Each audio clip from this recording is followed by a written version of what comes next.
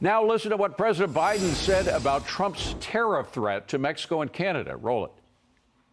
I hope he rethinks it. I think it's a counterproductive thing to do. You know, look, one of the things you've heard me say before that we have an unusual situation in America.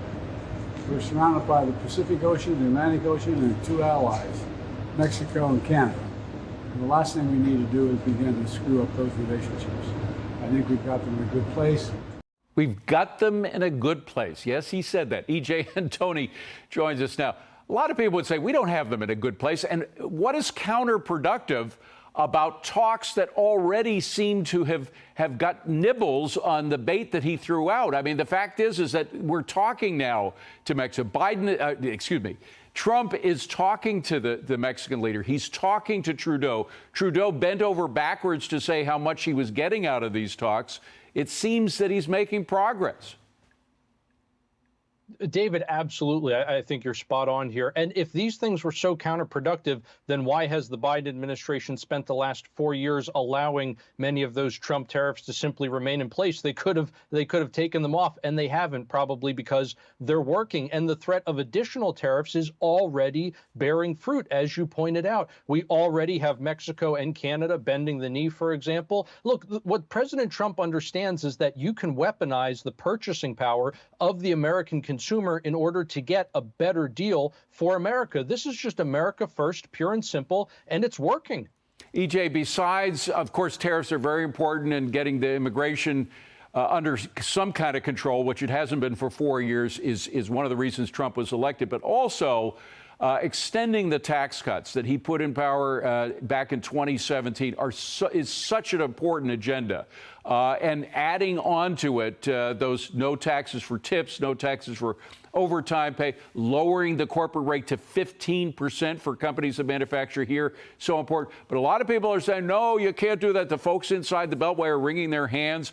Meanwhile, look what happened when he lowered corporate tax rates.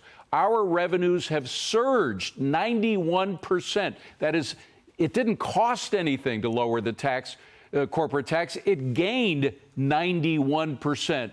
Of course, some of that was because of inflation, but 91% is a lot more than just inflation.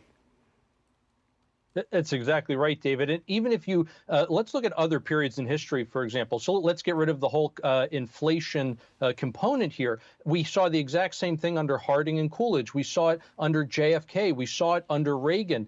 We saw it during the first Trump administration when there was virtually no inflation. You know, every time you cut these tax rates, you end up getting an increase in tax revenue. And the reason for that is because we are way above what we would call the optimal rate for taxation. This is just the Laffer curve, and we're seeing it play out in real time. Last one, EJ, for you. Elon Musk wants to abolish the Consumer Financial Protection Bureau, started, of course, by Liz Warren. He says there are too many duplicative regulatory agencies. EJ, is this the kind of agency that should be dumped?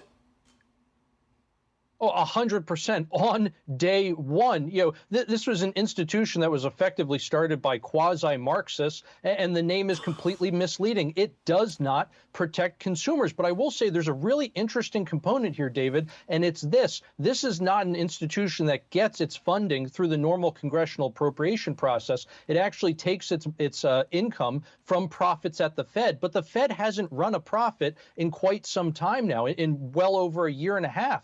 And so we're at a point now where you might be able to actually shut off funding to the CFPB instantly because the Fed, again, hasn't turned a profit. It has no remittances to hand over to the Treasury. It's unbelievable. EJ Antoni, great to see you, my friend. Thank you very much.